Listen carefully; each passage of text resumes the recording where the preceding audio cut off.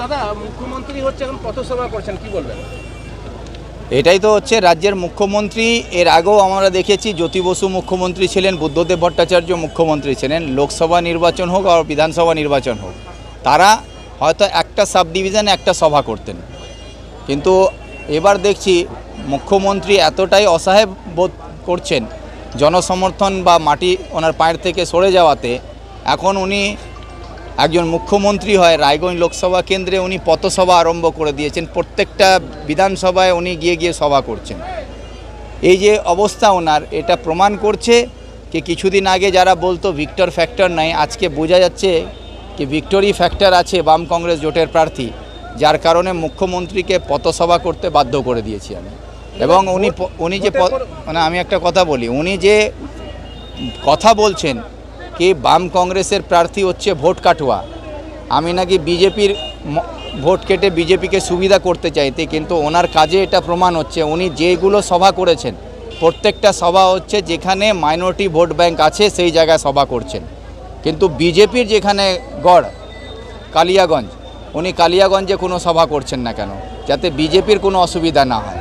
খালি সংখ্যালঘু ভোটটাকে বিভাজন করে উনি বিজেপিকে সুবিধা পাইয়ে দেওয়ার জন্যে ইসলামপুরে সভা, করণদিঘিতে সভা, চাকুলিয়াতে সভা, অভিষেকের সভা, গল্পকরে, হেমতাবাদে ওনার সভা, এই যে সভাগুলো হচ্ছে শুধু মাইনরিটি ভোটকে বিভ্রান্ত করার জন্য উনি এই সভাগুলো করছেন, যাতে বিজেপিকে এখানে জিতিয়ে দেওয়া যায়। বিজেপি না জিতলে পিসি আর ভাইপো দুজনকে হয়তো তিহার জেলে থাকতে হতে পারে, সেই ভয়ে এখন পথসভা করতে বাধ্য হয়েছে। ধন্যবাদ দাদা। ভোট নিয়ে কী বলবেন, গতকাল হয়ে গেল যেটা ভোট হয়েছে, ভোট তো ওখানে সেন্ট্রাল ফোর্সের এতে ভালো হয়েছে, কিছু জায়গায় গণ্ডগোল হয়েছে।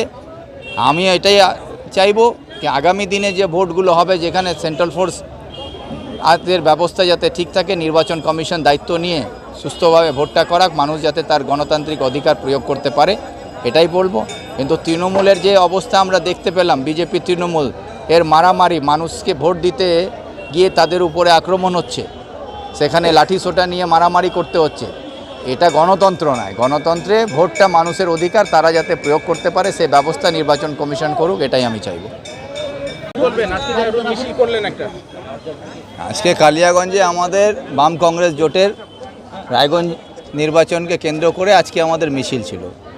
সেই মিছিল প্রমাণ করে দিয়েছে কালিয়াগঞ্জের মানুষের আশীর্বাদ বাম জোট কংগ্রেসের পক্ষে আছে।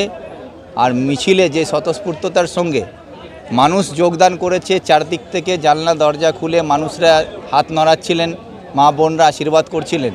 কালিয়াগঞ্জবাসী যেভাবে আমাদেরকে আজকে আশীর্বাদ দিয়েছেন, ভালোবাসা তাদের কাছ থেকে পেয়েছি, তাতে আমরা 100% আশাবাদী যে কালিয়াগঞ্জের মানুষ পরিবর্তন চাইছে। মানুষ এখানে আগামী দিনে বাম কংগ্রেস জোটকে দেশ রক্ষার স্বার্থে, সংবিধান বাঁচাবার স্বার্থে দুহাত তুলে আশীর্বাদ দেবে। 26 তারিখে 1 নম্বর বাটন টিপে সবাই হাত চিহ্নে ভোট দেবেন, এই বার্তা আমরা পেয়েছি এখান থেকে। আমরা 100% আশাবাদী।